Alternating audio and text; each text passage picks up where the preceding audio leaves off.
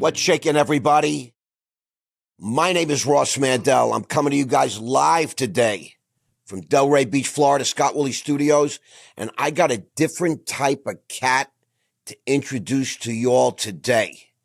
You know, we've all heard the word Nazi.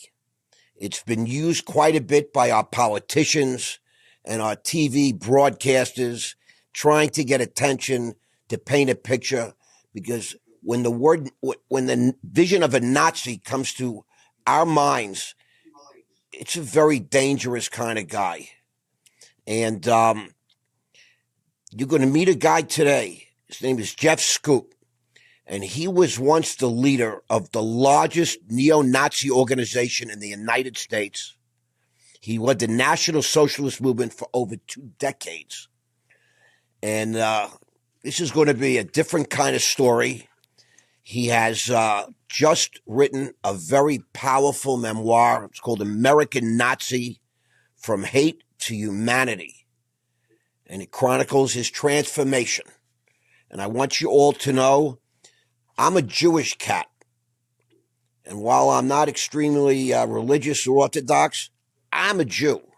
And I had family that was exterminated in the 30s and the 40s in Nazi Germany. And that's for real. That's no joke. I'm not exaggerating. And so help me welcome Mr. Jeff Schoep here with us today. Thanks for having me on the program, Ross. Oh, my brother, it's really a privilege. Now, this is a virtual. If you don't mind me asking, where are you sitting? What city? What state? I'm based out of Detroit, Michigan. Okay. Well, that's a pretty rough place to begin with, right? Yeah, it is.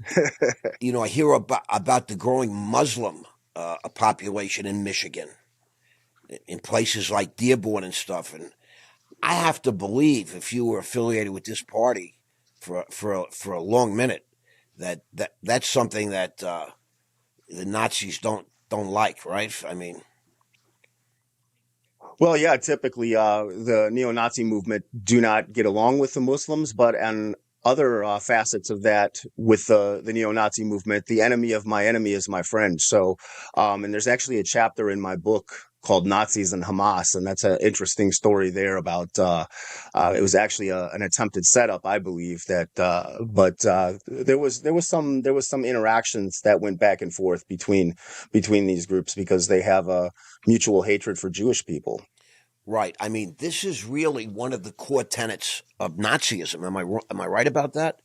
I mean, is the Nazi movement about Adolf Hitler, and was that his sort of creation in an odd way? Yeah, for sure. I mean, and basically in the neo-Nazi movement, the movement believes that Jews are responsible for all of the ills of the nation. They want to oppress people, they want to hold everybody down, and so this is basically the pretext and what the movement believes wholeheartedly. Wow. Okay, that's something that I would have thought. And I just wanted, as I spoke to you briefly before we started filming the podcast, you know, I have a unique vision or experience into the brotherhood, what they call the Aryan Brotherhood inside. And, you know, I was in prison for, you know, I did 112 months in the federal system. And I've been in prisons, detention centers, jails, camps. I mean, they moved me around quite a bit. I experienced everything. And, you know, I'll never forget when they first checked in. And I had to strip down. They were looking for tattoos. And they asked me, you with the Brotherhood, the Aryans? I was like, you know, and then they tried to recruit me, believe it or not. First day, first hour I'm in prison, because they had my first cell I was assigned to, there were 2 black dudes in there. Big, very fit guys. And both guys had been down for, one guy 14 years, one guy 9 years. Both had come from pens. You know, serious guys, did serious time. And but we quickly became good friends. And I'm lifetime friends with one of them today. You know, it's like really, you know, helped look after me and all these different things. But are you talking about the Aryans or the black guys? The black guys. But what happened was, as soon as I got put in the cell, I got put in the cell. The guys told me to drop my stuff, put my paperwork on the desk, and go take a walk. Go take a hike. I'm like, excuse me? And I was a pretty big kid at the time, 5'9", 225. I'm all juiced up. I'm training and fighting and weights. And I was ready to, I said, should I hit this guy? Because that's what, you hear all these stories, right? And it's not actually bad advice at some level. But I said, I just got here. I'm literally in jail for a few minutes. And I said, all right, I go, what do you mean take a walk? He goes, just go out that door and just walk around the unit. They wanted to look at my paperwork. And so as I walked out of the cell, 3 guys came over to me, white guys, and one guy was a big boy, about 6'2". I learned he was about 235. He had been down for a long time. He'd been basically locked up most of his life. And he put his arm around me. And he says, bro, we're sorry about that. We don't mix race here. We're going to take care of this. You'll be out of there by tomorrow, maybe tomorrow night. We'll get you out of there. And he puts his arm around me. He's got this giant forearm, which is as big as my thigh, and I was a pretty big kid. And I'm looking, and I see a giant SWAT sticker on his forearm. And I'm a Jewish guy. And I got these black guys that are openly hostile to me, and then these white guys that essentially, my understanding is they would, not mingle with a Jew. But I don't know all the politics in prison, There's a lot of politics, right? And we're going to talk about that. Yep. So I became friends with everybody because I'm an older guy. They called me OG, and I played that card. And I'm not a Jewy kind of Jew. I mean, I hate to say it like that, but I can talk about my own race. There's a lot of, the worst the worst enemy of the Jew is not the Nazi.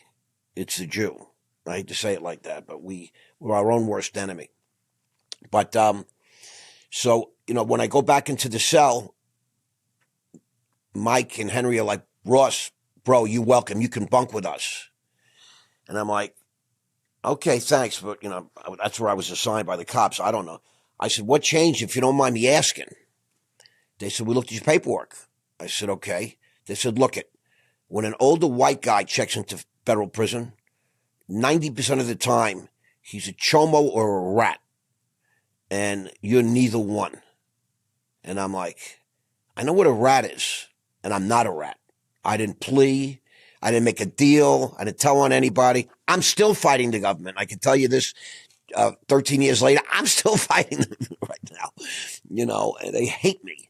And it's still ongoing. But I said, I'm not a rat. I get that. I said, what's a chomo? And they laugh. They said, a child molester. I said, listen, I ain't going to bunk with a child molester. I'll tell you right now. I get it. So I have two young daughters, So it's so nice to meet you, Jeff. I understood. I just saw a clip of you on Joe Rogan, right? Yes. So you're making the rounds. You're a serious guy, and you have really gone through a dramatic transformation. So I would love to just dial the clock back. And where'd you come from? Who are you? You weren't born a Nazi, right? So correct. So tell us about childhood, where you grew up, how it was, and sort of what led you into this life and in this place we are in today. So I grew up in rural Minnesota. I came from a good family. My mother was an attorney. My father worked ran a manufacturing company, did hunting apparel and things of that nature. And so a lot of times, and I want to preface that by saying a lot of times when people think of these kind of movements, they think of neo-Nazi movements. They think this is someone that's come from a bad household. This is someone that has been, they come up with all these different reasons and they want to set it inside a box. Like, this is why, this is how this person got involved in it. And sometimes those stereotypes are accurate, but definitely not in my case and not in a lot of the cases. You really can't put this stuff in a box. So grew up in rural Minnesota. My fascination with Nazism began in as young as the 4th grade. So by 4th grade, I'm looking up everything I can. I'm watching documentaries. I'm checking out World War II books from the library, whatever they had there. And I'm looking into that. So people a lot of times wonder, what in the heck? Why is a 4th grader looking into this stuff? Okay, so there's a family connection for me. You know, my mother and my grandparents had come over from Germany after the war, and my grandfather fought in Hitler's army. My great uncles fought, so I knew that history growing up, and it was sort of something you weren't allowed to talk about. Like, I could talk to my grandmother about it, but she would always say, "Don't ask your opa all those questions about the war," because I was one of those kids that wanted to know everything. I was, why does the sun shine? I was that kid. Like, why does this work this way? Why does this happen? So I'm chomping at the bit, wanting to ask my grandfather these questions about the war. And as I get older, I get more bold, and I'm asking more and more questions. But they were not Nazi Party members, as far as I know. Anybody in the family was. He did volunteer in the army and fought. He was a POW by the end of the war. Another one of my great uncles was wounded in the Ardennes offensive, and another was captured at Stalingrad, and he was with the last group of German prisoners to get out of there. So I knew that my grandmother was raised in Prussia, and they lost their homes after the war because that land was ceded to Poland. And this historical family connection is what originally got me interested in it. So I'm looking into all this stuff at a young age, and I'm thinking, I want to join this. This is something I want to be part of when I get old enough. So by the time I'm 18, when I get to be 18, I'm seeking out the movement, and I join it.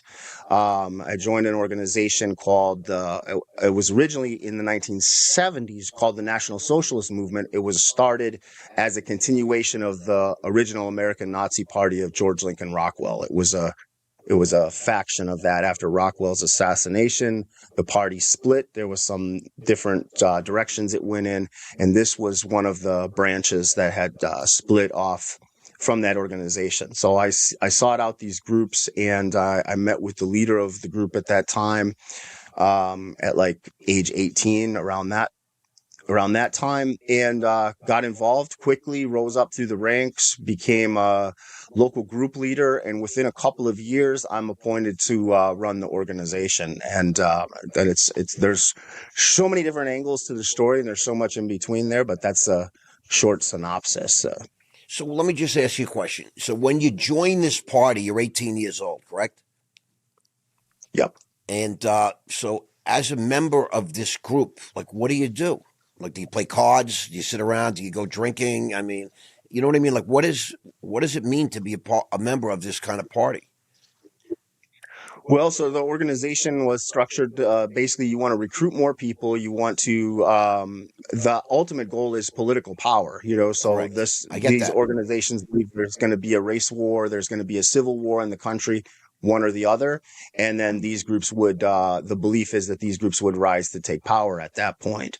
So there was a lot of organizing early on. When I first got involved, the head of the group showed me what he called the one-man picket, which was going to downtown Minneapolis, which is a very lefty area, to show us the new recruits that were there, which was just two of us at the time. He says, "I'm going to show you that I can wear a Nazi uniform and carry a Nazi flag in front of a government building in downtown Minneapolis.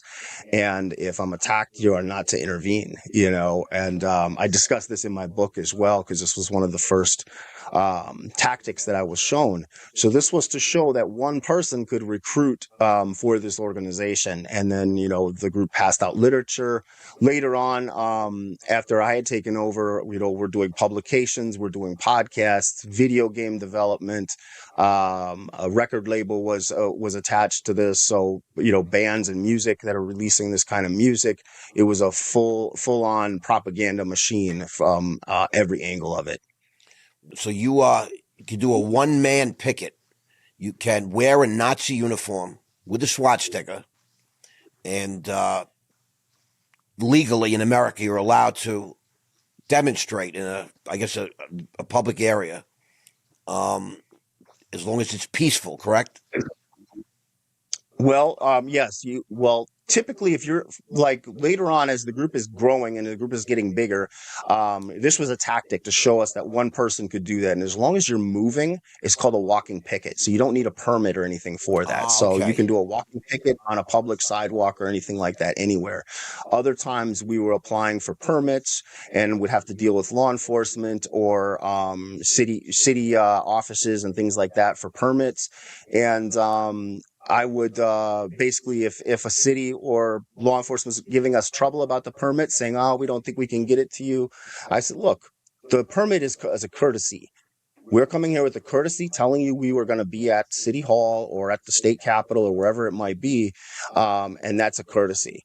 If you don't want to give us the permits, we're going to show up wherever we want in your town. We're not going to give you that courtesy. We're going to be marching in the streets, and we don't need the police. We don't need you guys. That we're not asking for your security or anything like that. So, and you can deal with that." Well, hold on, Mr. Schoep. Hold on, Mr. Schoep.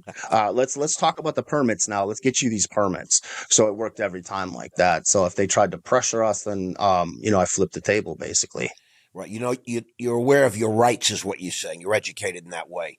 But let me ask you, when you join this party, all right, this movement, do you do physical training? Is it about trying to be, uh, uh, physically at another level? I just spoke at the Man of War, which is a brotherhood of men, really from all over the world. There was a couple hundred guys, and they have this huge event in Miami for a week.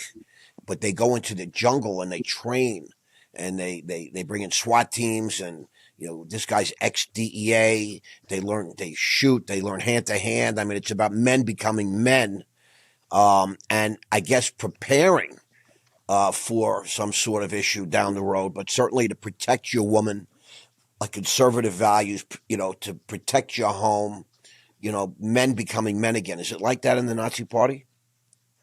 Yes, and it varies from group to group. Like we had training and things like that, but it wasn't mandatory. Different things were mandatory, but like that physical training wasn't. So you had some people that were really out of shape, but then you had a lot of people that were really on top of that, and really just depends. Sometimes on the group, because some groups are really, really heavily focused on that. But there was also what we would call like survival training, where it was really like militia training. So you would train with weapons and things like that as well. And some of the state chapters were doing that and some didn't. So it really kind of varied. It wasn't mandatory. This was what you would call an above ground political organization. So this was registered as a state nonprofit, believe it or not. Where I tell people that, they're just like, "Oh my gosh, I would have assumed it was like a gang or something." And you're telling me there's a board of directors, Right. it's a state nonprofit, all this kind of stuff. So this was set up like a corporation. I ran this it was like a mix between a business empire and the military, because there was rank structure to keep the discipline and loyalty and everything like that in line. It wasn't a democracy. There was no democracy involved in this. No democracy. No. So the head guy is the head guy, period. The shot caller calls inside. The shot caller calls the Yep. shots, right? It And had to be that way. Other groups that didn't structure that way, I saw them fall apart when the leaders would go to jail, even for a day. The group could fall apart right. if a person was in jail. So I saw these things, and I was watching this from early on, working with other organizations, going out to Aryan nations, seeing how they operated, seeing how clan groups operated, and seeing where they failed, and seeing where they were set back and where the infighting was coming in. And that was something I noticed early on as well, that like religion was a divisive thing, believe it or not, in this, because there was different types of religions that people adhered to. So I had set in line a motion that religion was going to be for church or family or whatever religion you were part of, but you would not proselytize within the group, because I saw that as divisive. You would hear people like Odinists would say, "Well, when we come to power, we'll get rid of the Christians," or the Christians Wow. would say, "When we come to power, we're going to get rid of the pagans and the Odinists," things of that nature, or "We don't like this group or that group." So blowing the fallacy out of the water of that, people would think, "Oh, well, these guys are all white supremacists, they must all get along." Oh no, absolutely not. And competing with the other organizations that were out there, infighting, jealousy, battles over power, money, whatever it might be. It was constant, just like in the corporate world. Are there like dues and stuff like that you have to pay to people kick up money? Is that? Yep. Yeah, there was membership dues, donations, where everybody was expected to pay a certain amount each month, and then also when I started the record label, that was also to help fund the organization. So there was Because not everybody it was a Nazi record label. That's just What's so. that? There was a Nazi record label. Yeah. I mean, that's crazy. That's funny almost. To me, it's crazy. This is America in 2026. I mean, we talk about this. It's great. I mean, but when you hear the term Nazi, it's like a bad word. Like it's not to me, but in my mind, I think of violence, and maybe because I'm a Jew, I don't know. When I hear the term Nazi, I think of violence. I came to understand a little bit more because when I was in prison, I have an experience that most people, thank God, don't have, where you have to gang up because you're dealing with, Mexican gangs and Crips and Bloods and the black gangs and I mean, the Venezuelan gangs, as you hear a lot about now on TV. There was a great movie with Ed Norton, American History X. You know that movie? Yeah, I'm familiar. What'd you think of that?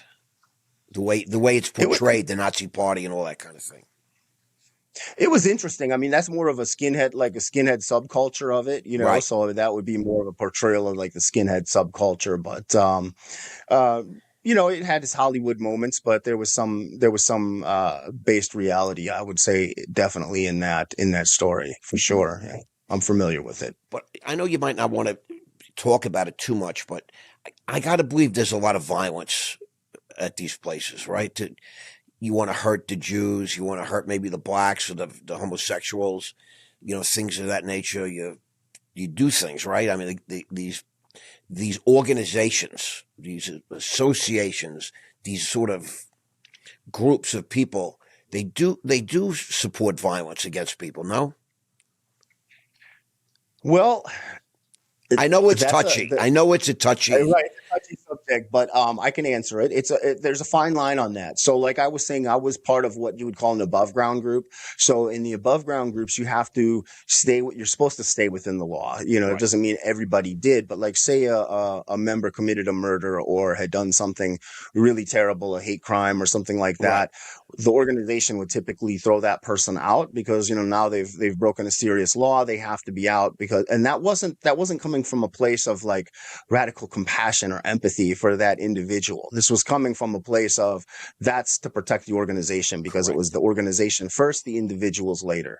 So in the particular group that I was in, you did have violence, but a lot of it was internalized. So sometimes it was within the group, sometimes it was with other groups, competing groups or things like that. And you didn't call the cops. So, and there's a story in my book where I had survived an assassination attempt. I still have scars to this day from that. And in that particular chapter, a couple chapters actually, I'm talking about like surviving this assassination attempt and being at the hospital and lying in the hospital about why right. how it happened, because we were going to go after this individual, and then that goes into a whole bunch of like moral issues and things like that. But like with the prison groups, like what you were talking about, those guardrails are not on. Right. A lot of them will get involved in criminal activities, whether that's drug selling, other illegal activities than the above ground groups. So typically we didn't work with those type of groups that were in the prison system. Sometimes there was crossover. Some of those guys would sometimes show up. The ones on the outside would sometimes show up at things and participate. But typically there wasn't a whole lot going on there and sometimes there was infighting, like you had, especially in certain states. So like in California, our guys were sometimes clashing with some of those crews because those crews were dealing drugs and things in our neighborhoods. So that was a problem for us. So that led to confrontations and violence as well. But she would think that more violence would be happening towards, other races and things like that. But a lot of times, like I said, it was internalized, or it was within the ranks, or with competing groups. Or the most violence I experienced besides internal was with extreme far left groups. So like fighting Antifa in the streets, fighting the Communist Party and groups like that in the streets. So that was pretty common as well. So yeah, it's a culture of violence. There is a lot of it. It's a culture of violence. That's one way to put it. So you're from Minnesota. You grew up in Minnesota. Were you basically running the Nazi Party in Minnesota, or did you leave and go somewhere else? Like, it was the whole country. But so I was based in Minnesota. I moved to Detroit in December of 2007. And then I moved the headquarters of the party from Minnesota to Michigan. But there was chapters all over. There was international chapters too of the group, but those were relatively smaller chapters. So it wasn't a heavy focus, but the organization had chapters in different countries and things of that nature. And basically the blueprint, the way that I ran this organization, the way that I built it, because it didn't have all the structure when I joined. It was a pretty small group at that point. But that blueprint and the way it's operated, we're still seeing that with groups now today, mimicking that blueprint, unfortunately. All right, so let me ask you to get an idea. You ran the national organization of your party. To give us an understanding, like how many members did you guys have roughly? Well, I mean, groups that would monitor hate groups online, they would say the National Socialist Movement is the largest Nazi party in the United States, and they have 300 members, or they'd say these things. And I always say, that's interesting. How do you know how many, we knew that these groups are always trying to infiltrate, and law enforcement was trying to infiltrate. And there's stories about that in the book as well. Not all of them, because it would be a dang encyclopedia long. That's how much of that sort of thing was happening. You never knew if the person next to you was somebody that was sent in by the government and paid to be there. Correct. or not. Now I lost track of what like the question was. How many members would you say were sort of paying members in a way nationally? That was a question I got asked a lot, and I never had a handle on it. Over the years, I can tell you it was thousands. At any given time, I think these groups that would monitor the groups would come up with these guesses by looking at our numbers in the streets. But the street numbers were only a small percentage of the organization, because most of the people didn't go out in the streets because of the risk of being doxxed, the risk of losing your job, and that was a common thing. I get that. But I'm wondering, is it tens of thousands? Is it tens of thousands? Is it like 50, 100,000? Like my belief personally is that it's much larger than most people think. Well, I know there was thousands that came through the National Socialist Movement, but if you go to like who is buying stuff through the record label, then we're talking tens of thousands. Right. You have a lot of sympathizers. And this is just one group. There's other groups out there as well. So right, that are Nazi related, right? That have the same sort of extreme views, but different organizations, different. It's a lot less organized than people would think, correct? Yeah, I mean, the group that I was running, I mean, I had that very, very organized, except for there wasn't a great handle on the numbers, obviously. But it really depended on the group. But there's some of the groups are a lot more violent, or would promote violence. I call those groups now like the accelerationist type groups. Those groups that are openly promoting violence. And then you have your above ground groups, and then you have your what we'd call like the prison groups. They're running criminal enterprises and things like that. So there was different. And then in the above ground groups, you have different factions as well, because some are religious based, some are political based. All kinds of different angles. My guess is you have thousands of Aryan Brotherhood. Just in prison, thousands. I mean, right? Yeah. If you had to really go through all there's a couple of million people in prison in the United States, literally. And it's wild. I mean, so you mentioned that you survived an assassination attempt and you have scars to this day. And I was wondering, what kind of scars? Bullet scars, knife scars, your club scars? I mean, baseball bats is what big weapon these guys use, things like that. But tell us about that if you don't mind. Well, that particular, I almost say like which one, because I've been shot at. I've had people try to stab me. I've been in all kinds of violent confrontations. But the one that I was speaking about specifically was I was hit with a tire iron by Antifa. And that was, Wow. they had infiltrated the group. And I was reaching down into the trunk of a car to pick up a box of merchandise. This was after a literature run that we had done. There was 4 of us, 2 of them, and then myself and my roommate. And when I reached down into the trunk of the car and bent over, I got hit from behind with the tire iron. Didn't see it coming, and it just felt like I remember staggering backwards. And then he says, "Anti-Nazi, we're here to kill you, mother." Really? Believe, yeah, and so he hit me, and then I didn't realize it, but because I didn't get knocked out, but I'm stunned. So I'm stumbling backwards, and I have my hand across the back of my head because I didn't even know I didn't see it coming. It was from behind. So I'm like patting the back of my head, and it feels like a sponge because the scalp was hanging all the way off. So it felt like a sponge, and I just remember standing there going like, what in the heck? And I'm kind of stumbling around, and I'm seeing this guy swinging this at my roommate now. So he had when I found out, my roommate had blocked the next hit because he was gonna hit me again. He would have killed you. It would have killed me for sure.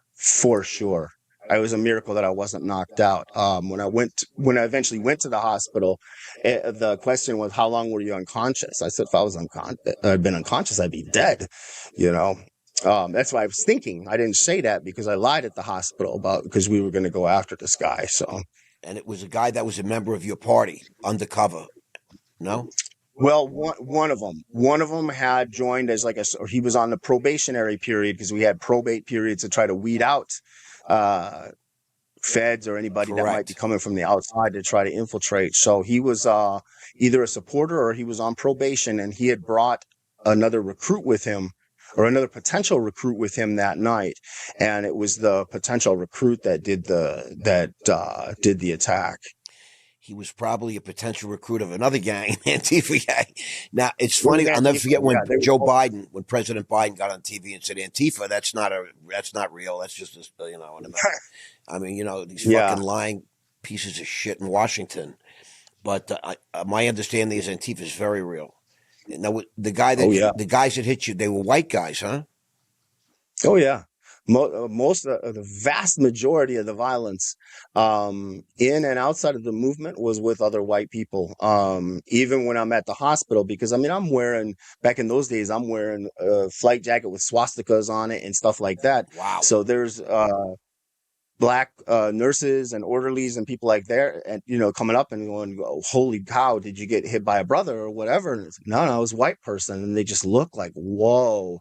But that was typical. Like most of the Antifa and far leftists were not other races. Most of them were white. That's crazy, man. I mean, I'm just trying to understand. Did you how old a guy were you when this happened? Like I'm trying to understand the ages and stuff. That particular incident was like 98, 97, around that point. So I would have been 27, somewhere in the late 20s. You're in your 50s now. Yeah. I was telling one of my partners about you, that I was about to meet you. And he goes, how old a guy is he? And I said, I don't know. I think he's probably in his 50s. But so I guessed right. You have a very young face. You have well, that's good, I guess. You have a very young face. I just want you to know. You probably heard that over the course of your life. And so it's really interesting. Did you make money as a head of this group? Like, do you get paid, and do you have access to like power and money? Is it like that or not so much? Yeah, I mean, various groups differ. Like the National Socialist movement, the majority of the people that supported it were blue collar working class people. So there was not a lot of money that was coming through that organization, which isn't, other organizations I think were doing a lot better financially than mine was. But that was one of the reasons to start the record label, was because we were always having trouble paying for our magazines or different publications and all, the bills of the organization. So the organization did not pay me a wage. I made a living off of the record label. That's where, because I ran the record label, and that's how I made a living. But some of these groups, especially nowadays, they do quite well financially off of it. I mean, and there's definitely power involved in it, and that sort of thing. It's not a good sort of power, but it's there's power there, and that's an appeal for a lot of people. Yeah, I'm just thinking about the element of the criminal elements, like in the motorcycle gangs and all this and that. They do deal in drugs. They're hijacking trucks. They're breaking into warehouses and doing that kind of stuff.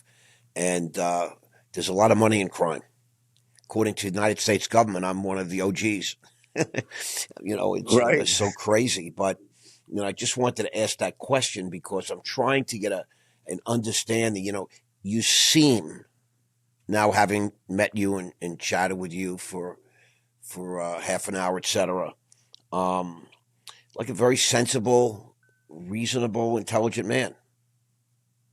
You're not like this wild cat that I thought maybe I was going to get. Now I want to get into some of your views because I'm Well, sure some of I you.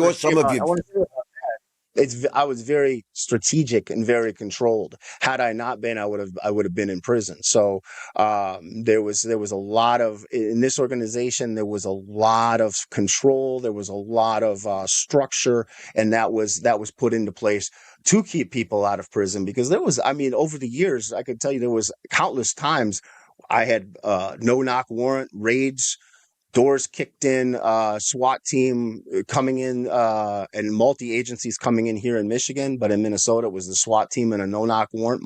My kids were sleeping, 4 a.m. in the morning, and I woke up to guns in my face, and they didn't even identify themselves as police. So I'm thinking to go for a weapon, and I mean, this is crazy. And then your kids are traumatized by it, and I mean, it is not a good life. It's not something that I would recommend. But it was very strategic and very controlled, and that's one of the reasons I stayed out of prison, and then demanding loyalty and expecting it. Do you have a criminal record? Can I ask? What's that? Do you have a criminal record? I had gotten in some youthful indiscretions back early on, but like I think 19 or 20 years old. I had caught a aiding and abetting charge because I didn't snitch on somebody, and it was things like that. But other than that, no, no, Wow, not in all those years, which is staggering. so you're the head of a Nazi party, and I'm the convicted felon, the Jewish banker. Huh? There's a lot of parallels. There's a lot of parallels between extremism and Wall Street, though. No question. I get it. Right? According to the judge of I should say the prosecution, the SDNY subdistrict in New York, U.S. attorney, I was a cult leader on Wall Street. And then when I said buy, they bought, and the stocks go up. And when I say sell, the stocks go down. I mean, I was definitely a leader because I'm really good at things market related. And when I say something, it's usually pretty accurate. And when I say the market's going to go up, I'm usually pretty right. And when I say it's going to go down, I'm usually pretty right. And I post things now on social media, and people are starting to see I am the real deal. But that doesn't make me a cult leader. You know what I mean? There's such a narrow understanding, and these prosecutors are trained in a certain way. But that you don't have a criminal record is almost shocking to me. I mean, that's really a credit to who you are and how careful you are and all these things. I know you stepped over the line almost every day. In some ways, it's not my business, and it's not for discussion. But I'm just saying it's almost impossible, And the system, as I understand it today, is one of your guys gets jammed up maybe he's dealing drugs, something happens, and they say, look, you're in, we got you, but you know what? We don't want you. We want him. Tell us about That Schoep. Tell us about it happened. Schoep. You know, Hmm. you got a SWAT sticker on one arm and a big target on your back. You know, And that happened lots of times. There was, I mean, it was many times where we had people that were in prison, or that told us from prison, hey, or had told us that they had gotten a Fed visit, or what, when I say Fed, any kind of law enforcement visit, where they had said, hey, we were told if we said that you told us to do this, or that our state unit leader, our regional leader told us to do it. So they were always going after the top people in the group. And whenever somebody got rolled up in something, they would try to get them to, a lot of times they would try to get them to roll. So that's what I mean about the loyalty, because you're seeing now, especially with these days, people don't have that sort of loyalty. A lot of younger people, they're snitching on each other and things like that. Back in the day that I was involved, if you snitched on somebody, you ended up in, snitches got put in ditches, that's how I grew up, and I'm not even a gangster. you know, I Right. I ratted out my young brother when I was like 6 years old. He did something, and I ratted him out, and my dad went crazy on me. He said, "Don't you ever tell on anybody, especially your brother." And that was a message that he put in my head. My brother did this whole thing. He was 3, and my dad went apeshit on me because I pointed a finger. And so that's, we're taught these things, but today everybody looks for an easier, softer way. There's no loyalty at any level, I hate to say. The leaders, I was in federal detention center, and the El Chapo of Guatemala had all his generals and lieutenants in the same detention center. And he explained to me, he goes, I ratted them all out. And I said, really? He says, yeah, but I pay all their legal fees. And the reason I did it was because if I didn't do it, they would have got caught. They would be doing life, and they would be pointing more fingers. So I did it. I mean, it's like these are strategies because people understand that there's so much transparency in the world today. Everybody knows everything. I mean, I spent 10 minutes Googling you and going on social media, and I got 25 pages on Jeff Schoep. I'm like, you know what I'm saying? It's like, it takes literally 10 minutes. I tell people, when you go in a business meeting, I'm going to talk to you about something, a sophisticated opportunity in a business or a process, a service. And 5 minutes, I leave your office, I get in the elevator. By the time I'm on the street, you've already Googled everything. So you already have an understanding. And now you have ChatGPT. So there's so much connectivity. And so a lot of the old ways, the old values of doing things have been diluted, let's say. And unfortunately, the character of people is becoming, I think, there's not as many high value people. And to me, if you're a member of a gang and you're loyal, you're a high value guy because you understand loyalty. You just picked the wrong army to fight for. You know what I mean? You know what I'm saying? Like you're switching sides now, but I sense you're a high value guy. You're an intelligent guy, etc. You know, being open minded, I think it's a new thing for a lot of people. But there's so much information out there, and we now all these prejudices and this ignorance that we've been brought up with, we question now because we see the world through, broader eyes, if you're what I'm saying. And I think that's your story a little bit, even though we're just getting to know each other, right? We never spoke before today. Is that right? Correct. Yep. Right. So I always like to say that because some people are like, oh, you know this guy, and I don't know this guy. I mean, this is fascinating. And I'd like to do as little homework as possible because I want my reactions to be honest and not tempered by, oh, I know this already, So it's very, very interesting to Well, me. sometimes some of that stuff online is not accurate either. I know in my story they've got stuff online that's definitely not accurate, and it's some of it's kind of laughable, but it's or it's like they have bits of truth weaved in there. And, Right. so you got to really do your due diligence, because there's so much misinformation and disinformation out there these days too. It's crazy. On me too. I read Oh, I'm stories sure. online from major newspapers, reporters telling me what I said. I never met these people. I never did an interview with these people. They just lie and they make it up. And it's Hmm. journalism. It's the most crazy thing. And regular people have, I read this story about you in the New York Times. I said, I've never been in New York. I've been in the New York Times one time. I never spoke to this guy. It's crazy. But Yep. no, I get it. And that's what's so great about podcasting. I get to talk to you directly, face to face, and I could basically talk to you about anything.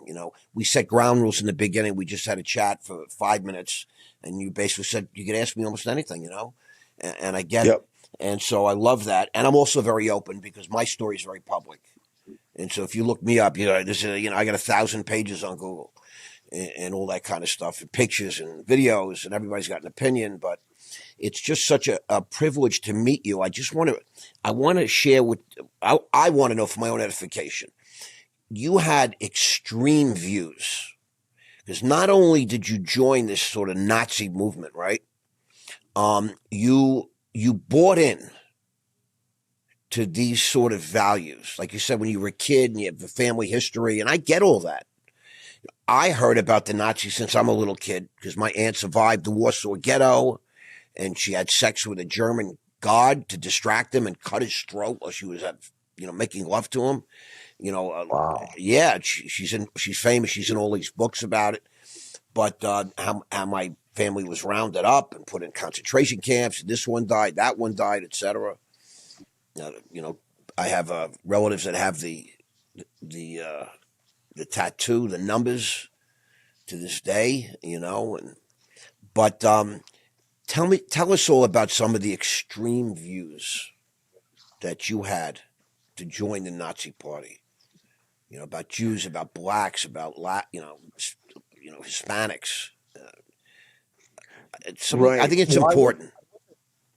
I wasn't raised that way, so I was brought in by the fascination with the history and all of that. But then when you join, once you're involved and you start really researching this stuff, then I'm reading Holocaust revisionism. I was a Holocaust denier. I'm reading all of these different things that are twisting history, and then confirmation bias comes into play, and it's like you have two sets of information and you just throw out the one set because it doesn't fit your narrative, so you Right. just embrace the other set and you don't even realize you're doing it. Like, this is stuff that I learned after I got out. But when you're involved in it, it becomes your entire world. For me, I lived, ate, ate and breathed this stuff. Like, it was and a lot of people, I was a true ideologue. I bought into it. I bought into it all. And for some people, that it's a sense of belonging, or it's these other things that drive them in there. I was fully subscribed to it. I believed in it, and every buddy that tried to stop me from being in it, was whether it was pressure from law enforcement, whether it was things that happened to my family, and my family went through hell for what I was involved in. My mother was elected to be a judge in the state of Minnesota, Wow. and the governor would not sign her, this is the way she explained it to me back in the 90s, her paperwork. Basically, it was a formality that the governor signed off on all the new judges, and he called her up and said, Mrs. Schoep, your father fought in the German army during the war. Your son's a leader in the neo-Nazi movement. I don't feel you're fit to be a judge in the state. So things like that were Wow. happening to my family. That's just the tip of the iceberg. I mean, there's like so many other things that happened, but things like that are happening, and you would think, for a young man, you'd go like, wow, look at what I'm doing, and the tragedy this is bringing on my family, that you might shift your views. But I looked at it the opposite, and this is really common with extremist people that are involved in extremism, that when pressure is put on them in those kind of ways, they double down. So over the years, my whole life, my whole story is, anytime someone put pressure on me, I would fight back, and I'd fight back twice as hard. So instead of seeing it like, oh, wow, look, your behaviors and what you're involved in is harming your family, I'm looking at it as, the government's coming after my family. So guess what? I'm going to go to war against the government. I'm going to fight twice as hard. You think I'm a bad guy now? You think what I'm doing is dangerous now? You just wait, because I'm going to recruit an army and I'm going to build this up and I'm going to take this country. And that's how I was. That was the motivation. And that's how I looked at it. I love that. I'm sick. I'm a sick person. I'm a sick man. I love that, and I'm a natural leader. I've been my whole life, and I understand what you're saying. I get it, and I'm glad to hear that you bought in, to these extremist views. The worst thing are these guys that join in just to see if they could get over, and they don't really believe. You're a real believer. That to me is a high value person. It doesn't matter. You bought into the wrong thing. That's okay. That's why they put erasers on pencils. You know what I mean? People make mistakes, but you weren't like just trying to take advantage of a group of guys that did believe. You know what I mean? Right. You were a leader by example, because you really bought in, and I can respect that, even if it's just the way it is. So what made you build a record label? The Nazis have a record label. That's very funny to me. What was it called? Well, it was called NSM 88 Records, and the 88 is for the eighth letter of the alphabet, HH, Heil Hitler. So Wow. that was the nod to that. But what brought me to that, and I didn't mention this early on in my story, but when I was growing up, Nazism and all this stuff was like the side chick for me, like side piece. I get it. What I was really about was music, and I was a singer in a long-haired rock and roll band. That was my, believe it or not, I like Motley Crue. That was what I was doing, and I went on this radio show early on, and I was in the movement at the time, but I would like tuck my hair up in a hat and just sort of disguise myself. And I'm not using my real last name. I'm calling myself Jeff Stevens. And that was to protect my family and to keep my music career separate from politics. And I got doxxed on this radio show at like 19. And the talk show host says, and I have some ideas of how she figured it out, but I don't know for sure, so I don't want to say. But she goes, "Your name's not Jeff Stevens, it's Jeff Schoep." And she starts spelling my name on the air. "Your mother lives in this town. She's an attorney. Your father lives in this town. He's working in manufacturing. And I'm going to call your mother on the next commercial break." I'm 19 years old, and my whole life just fell apart at that point. Like, Wow. It is crumbling. I'm like, oh my gosh, what's going to happen to my family? They're going to be targeted in this little community. And that changed my whole trajectory. I was doxxed before doxing was a word, I think. Yeah, before it was a thing. Yeah. It was, and I was always brought up not to lie. So now I'm lying on the air too, because I'm thinking, what can I do to protect my family? Correct. And I'm telling this lady on and off the air, because it's commercial breaks every few seconds, and we're in the studio, and I'm saying my family hates me. I'm disowned. That was the lie, so they didn't hate me and I wasn't disowned. They didn't like what I was doing and they weren't supportive of it.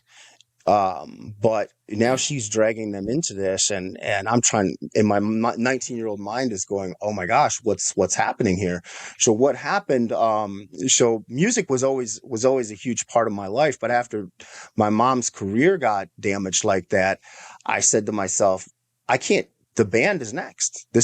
My band is destroyed next if I stay with them. So I told the band leader, the guitar player, I said, I'm out. I shaved my head and I said, I'm done. I figured they'd fire me with the shaved head. And he's like, it doesn't matter.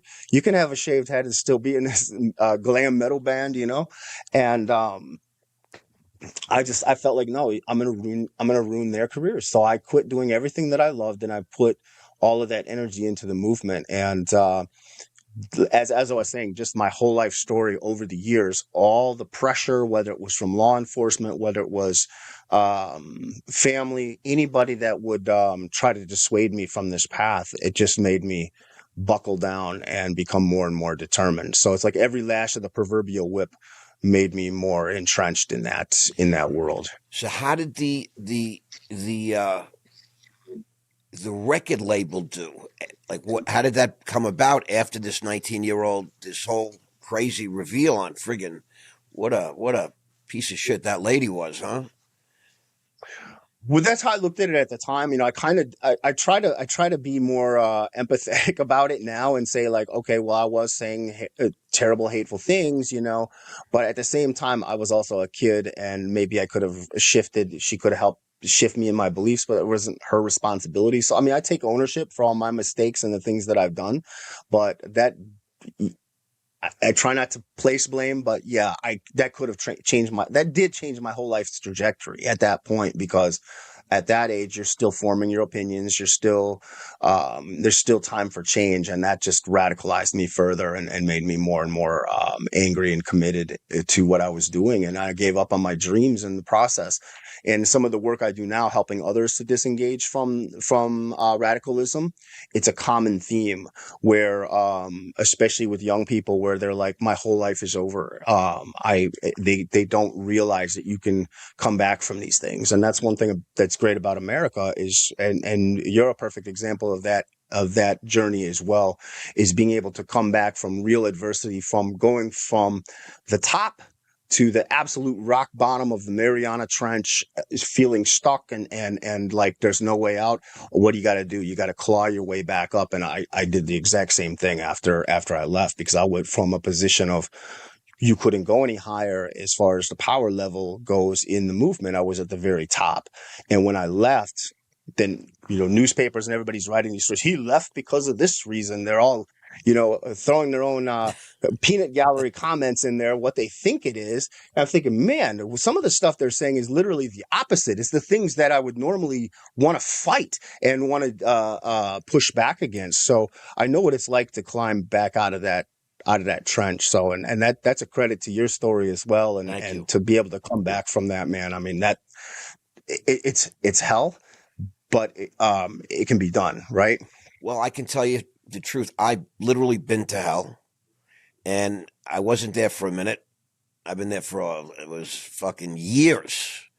And yes, I came off a situation where I was worth several $100 million, and I had thousands of men that worked for me, and I was highly respected, and I had a great life, beautiful family, and they just went after everything, and it was the United States government.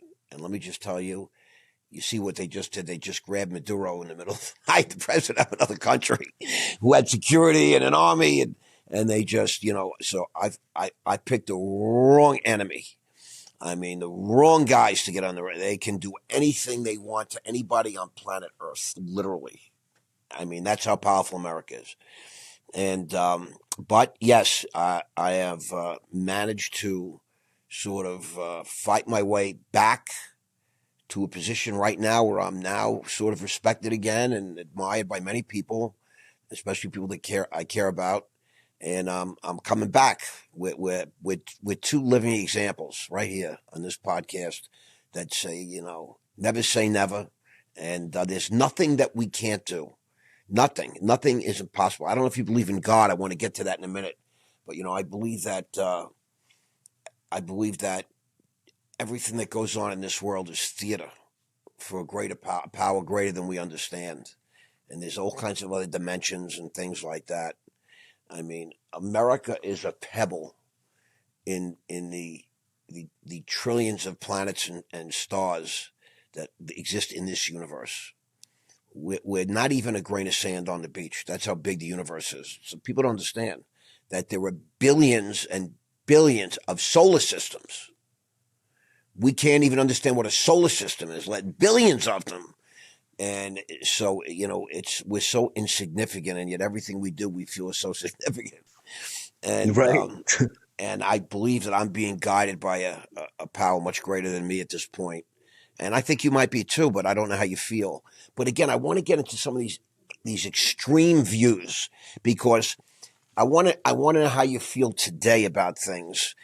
This anti-Semitism and the race stuff, but you guys, and I mean you guys, meaning men in that movement, like you said earlier, you blame Jews for all the ills in the world, hatred of Jews. How do you feel about Yes. blacks and Asians and Hispanics? There was a disdain for all the different races. It was more, we would frame it in the sense of like, especially towards the later years, it was like, oh, this is all about white civil rights, and that sounds real nice, Right. but it wasn't, because it could be about white civil rights, but if you're hating on other people, then it's not civil rights, isn't it? So that's a cognitive dissonance of a lot of the people in the movement, But yeah, the hatred runs deep for everybody. I think, but a lot of the people would tell you, like, I was asked about it in the press, and I would say, well, I don't hate anybody. I don't have any hate. I just love my people. But a lot of that is platitudes as well, because when you're talking amongst your friends, your comrades, and all that, you're saying terrible things. You're hearing terrible things, and I would say I was more radical when I was younger. Like. I remember telling somebody like, oh, we didn't have any violent literature or anything like that. And then I went and looked through the old archives, and I'm finding some stuff from the 90s, and it was like there was a picture of a car blowing up, and it says, "This is the fate of our enemies." And I was like, ooh, I kind of forgot about some Right. of that stuff. Right. Right. So there was some pretty radical stuff, and I found a picture of me carrying a sign 6 million more, in reference to the Holocaust, and I was like 19 at the time of that. Later on, I didn't say those kind of things or uh, push that sort of thing, but I was a Holocaust denier and all that, and the irony of that story is after I'd left the movement and I put out a website and I said, that I was speaking out against racism, I was denouncing the movement, and that I wanted to be a peace builder. Within 2 days of that website going up, I get an email from the Simon Wiesenthal Center, which is a international Jewish human rights organization. And all I knew about the Wiesenthal Center from my time in the movement was these were Nazi hunters. Oh yeah. So the chief of research from there, he reaches out. He's like, "Would you like to meet?" I said, "Sure." So he jumps on a plane, heads out to Detroit, and we had a meeting. And this is a little story I tell a lot of times when I'm speaking at the Jewish communities, that people get a chuckle out of. Is I told my girl before I left, I said, "If I do not come home tonight, it means I'm on an involuntary extradition to Israel." So I'm, because in the movement, everything has to do with the Jews or Mossad and things like Right. that. And this goes back even the first raid on my house when the SWAT team doesn't say police. In my mind, I'm thinking, if this is the Mossad, I'm grabbing a weapon and I'm going to fight.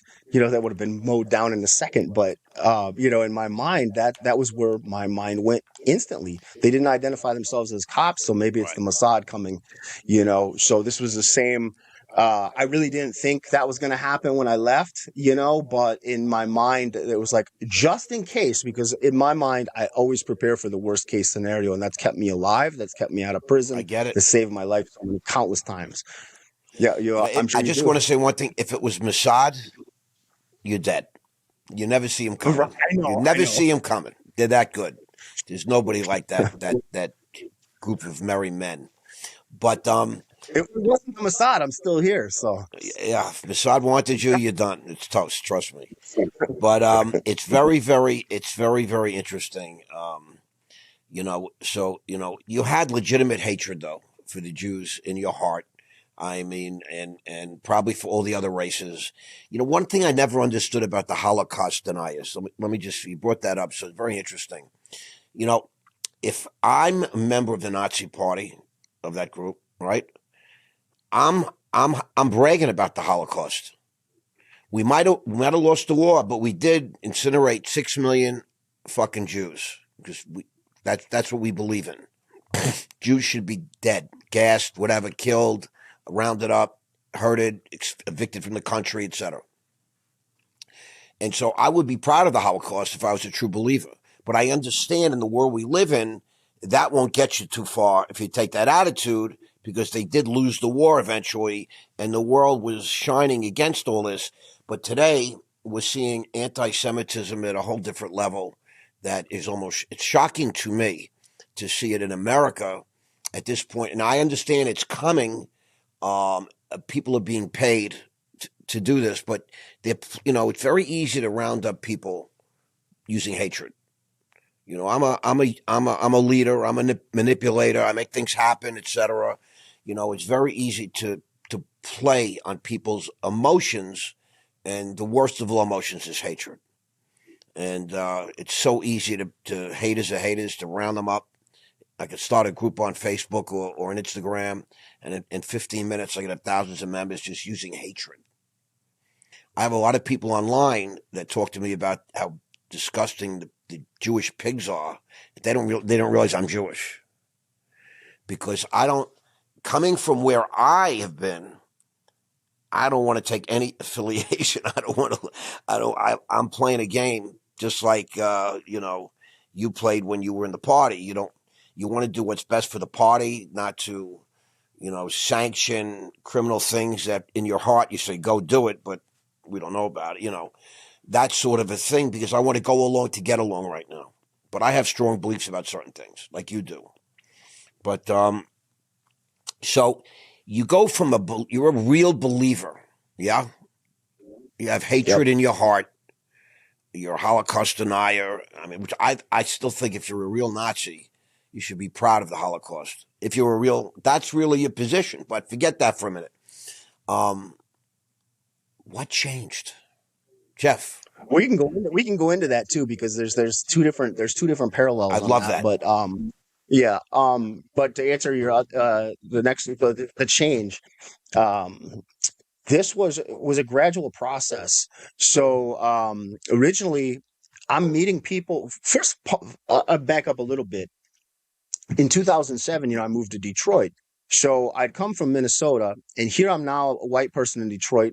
White people are the minority here, and I'm having interactions with people of all different races. I'm having whether I want to or not, and I'm realizing, like, why are these people the enemy? Why are they have some of the same struggles, the same concerns, all these kind of things, but I'm trying to kind of stuff that down and not see it. So 2016 rolls around, and by this time, I'm starting to change things in the organization. I'd met a couple of people. I'd met a man by the name of Daryl Davis, an African American, and Muslim filmmaker by the name of Dia Khan. The film White Right Meeting the Enemy, she won some Emmy Awards for that. I was one of the main characters in that. Meeting her and meeting Daryl and seeing their humanity, suddenly it put things in a different light, because what they did, instead of telling me that I was wrong or what I was involved in was evil or hateful and all that never worked.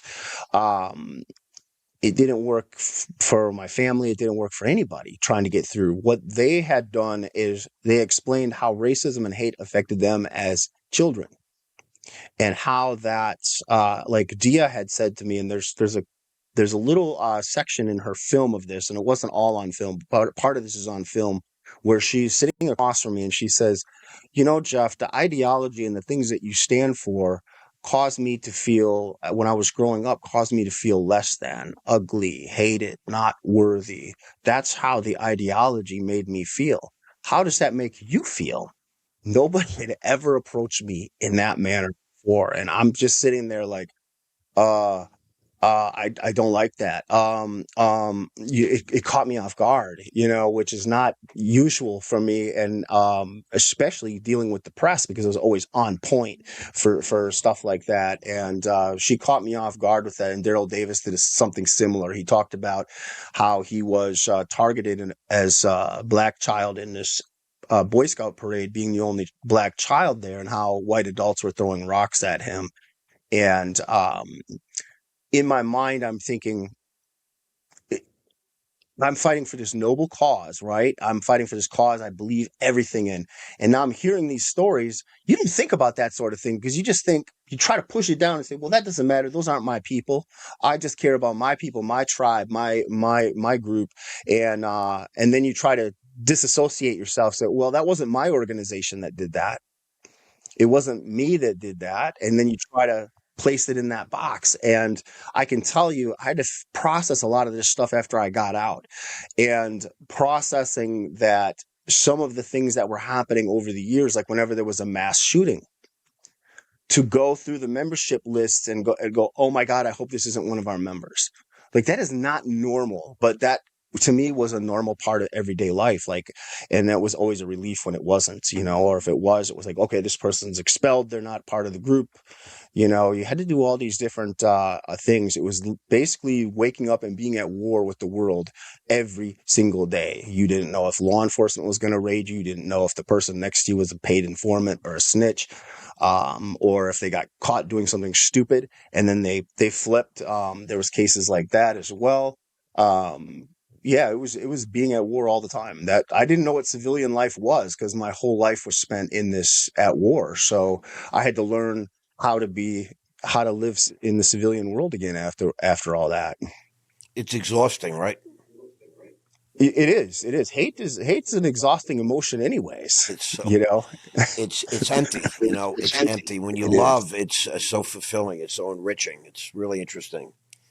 Yeah, it's you have an incredible story, Jeff. It's just but the transformation. Did you have like a white light moment, or was it a gradual awakening? And it took time. It took time because like I met with Daryl and Dia in 2016 and then there was other people too that, aren't public figures. I can talk about them, but there was other people that I'd met too, and like acts of kindness and compassion and different things. And I'm seeing these things, and in my mind, I didn't think there was any possibility of leaving the movement. Like, I was just like, I got to fix this. I'm going to call this a white civil rights organization. We're going to stop using the swastika publicly. And then I used the odal rune, changed it to that. I was demanding every time I talked to the press, stop calling it a Nazi organization. It's a white civil rights organization. And we put that on the website, that it was America's premier white civil rights organization. I talk about that now in the work that I do with the Jewish community, the work I do with Wiesenthal and speaking. I've spoke at Nobel Peace Center, actually, in Norway. Just got back from my Australia tour with the book. And, I share this with people. Like I said, now looking back in at it, I said, I was trying to put lipstick on a pig. I'm trying to make the Nazi party look pretty, it looked like it's something it can't be. But that's a big cognitive dissonance as well. And finally, I'm seeing all these things, and I just got to the point where it's like, you can't fix this, Jeff. This is not fixable. You're not like this anymore. So now it feels like living a lie. And it would have been easier to stay because I had that power. I had that. This is everything I knew. My whole career was in it. I put everything into this record business, and I was. It was. I wouldn't say it's an easy life. It was tough in a lot of ways, but I was accustomed to it, and it was all I knew. It was your life. So in my whole life, my whole world, everybody I knew just about was in it. You could count the people I didn't, the people from outside of it, like on one hand. So who you gonna talk to? Where's your support system? There was none, So like, when I decide to leave, I'm thinking like, things that are going through my mind is like, well, what if the next person isn't as good of a pressure valve as I was? And they tell people, yeah, go off these people or go do this, then how would I feel about that? So I'm processing like a million emotions and trying to figure this stuff out. And finally, when I say, you know what, I just have to leave, and you're going through all this stuff. And for me, like the last straw was something kind of trivial. Like the very, very last straw, because all these things are stacking up. And the last straw is we had rules and regulations for everything, but there were some things that you thought were just kind of common sense. And I was having to do disciplinary measures on members that were posting things online that were borderline questionable, like a meme with a mosque burning down and a wagon full of heads from some genocide or in Africa or some terrible atrocity there. And I'm like, why are you idiots posting this stuff? We don't post this stuff. This looks bad on the organization. Why are you doing that? And they're like, well, we thought it was funny, or we didn't make the meme. We just posted it, reposted it. Like, that doesn't make a difference. So it's like, this is not fixable. This is not okay. I can't be part of this. I'm done. And then walking away and then having the press say, oh, he left because he was being sued, or he left because of this, or this person did this. And it's like, none of that is even true, So, then it's like you feel like you're under attack on top of it, and you're trying to repurpose your life, and everybody's attacking you in the process. So it feels like you're climbing out of that trench. You go, oh my gosh, I'm close to the surface. I'm gonna be able to breathe again. And somebody goes bam and kicks you right back down. Like, oh, he was a Fed, or he was this, or they come up with all this crazy stuff, and you're trying to piece your life back together, and that. So when Wiesenthal Center reached out to me, it was a lifeline. I mean, that changed my life. And these were the Jewish people were the people that I dehumanized and villainized the most. And yet they were the people that have been the most, at the same time, most welcoming, the most forgiving, the most understanding. I've learned about teshuva, repentance, and tikkun olam. Wow, teshuva. I'm like, what? Wow. A lot of my Jewish fans are going to love this part. Yeah, that's really, I know Jews that don't know that word. And that's, it's really, it's a miracle. And I was thinking about you, and, how many years ago did you actually leave the movement? It was March of 2019. It's about 6 years ago. You were about 50, 48, right? Like that. You were a grown man. Yeah. And you had kids like you when you started, 19, right? 20, posting these memes, laughing about October 7th, all these kind of terrible things. And they just lack common sense, let alone, forget about how you believe one way or another. It doesn't do anything to further our objectives by showing the world how stupid, how we really feel. I understand, it's just marketing. You tried to remarket the Nazi Party. I get it. That's the world today. But I just want to say it's been such a privilege to get to meet you today and to hear you. I could talk to you for 7 or 8 hours. I really mean that. Likewise. It's fascinating. You're so fascinating. And you went from being a Nazi, a real Nazi, to becoming somebody that praises Simon Wiesenthal. And talks about teshuva. I mean, I'm like staggered. I have to tell you, it's like, it's amazing. And if people want to know more about your story, American Nazi, From Hate to Humanity, that's your book, correct? Where can we all find that book? I want people to buy this book. They can get direct from me at jeffschoep.com. They could get... how do you spell Scoop? Because that's a new one for everybody. No one's going to get that one. Okay. How do you spell it? SCHOEP. Schoep. .com. It's Dutch. Yeah. Or just put an American Nazi, Right. It's Jeff American, Schoep for American Nazi, colon, From Hate to Humanity. It's also on Amazon. Yes. You said a few other places, yeah? Yeah, it's from released by Wilkinson Publishing, and it's all over the place. And believe it or not, Rabbi Cooper from the Wiesenthal Center, he's got the quote on the front and wrote something on the back for me as well. So what? You're on the Nazi hit list now. You can't hang up your swastika. Put that back on. There's so much in that book, that I wasn't able to touch on, and I feel like I've got some interest from media companies and things like that about doing a story on it and movie on it. Great movie. I think it reads like a big screen film, and I don't think I've come across the right person for that. Well, I'm actually making a film. I'm actually making a film, just so you know. We're now we're building a media company called Raw Media, RAW Media, because I'm raw as fuck. And you can go to rawmediaofficial.com. We soft launched the site, and you'll see we're doing our first movie. It's called Blind Greed, based on a book by Lawrence Hartman, his international criminal who also made it to teshuva, but he also did about 10 years in prison, and these different type things. But American Nazi, From Hate to Humanity, and that Muslim woman, she did a documentary, and you're a major character. What was the name of that? That was called White Right Meeting the Enemy, and that was when I was still involved. But you can see the change, a little bit of the change that's coming in there. And a couple of the other guys that were in there left because of interacting with her as well. They hung up their SWAT stickers. So I love that. And where can we find that documentary? That one actually you can find on YouTube right now. I believe it's streaming for free on there. If it's about an hour long, it's definitely worth a watch. And I always say to people, because I show a little clip of it a lot of times in my talks, look at my eyes, because you can see it. The cameraman catches it and he like zooms in on my eyes when she gets through to me, and you can see that change in that film. I watched the clip, just so you know.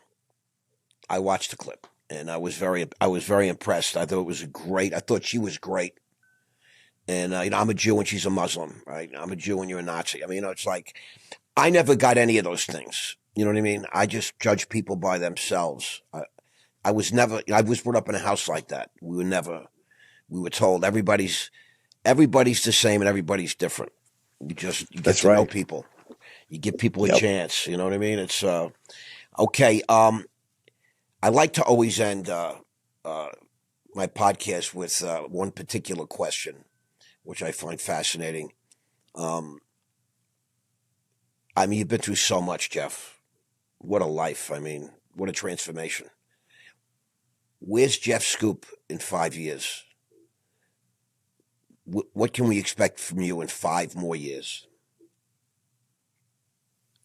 Well, hopefully, seeding the seeds of world peace and making wonderful things happen. You know, I'd like to see. I'd like to be more successful at what I'm doing and replicate the work and see more people coming out. You know, we've already had one positive thing was, when I was running the National Socialist Movement, it was the largest organization of its kind in the country. Today, it's barely hanging on. You know, a lot of people left with me. A lot of people have left since. I just want to keep being able to do good in the world and make a difference in the lives of others. I feel like this story, my background is not just about people that have been in that life. Anybody can change their lives, and they've gone through challenges. They can do that. I've had a lot of people that have written me, especially after reading the book, and they'll say, I survived abuse, or I had survived this, or drug addiction, or these things. And your story resonated with me. It helped give me the strength to push forward. So those are good things. That means a lot to me, and I think we can continue to replicate that. I love that. As long as you're living and breathing, there's a chance to accomplish anything. Jeff Schoep, thank you so much for being here today. I really appreciate you. Everybody go get that book. It's a killer. I mean, the documentary, I saw a clip, American Nazi, From Hate to Humanity, the story of Jeff Schoep. Thank you, Jeff. It was an honor. Thanks for having me. It was wonderful meeting you as well. Thank you so much.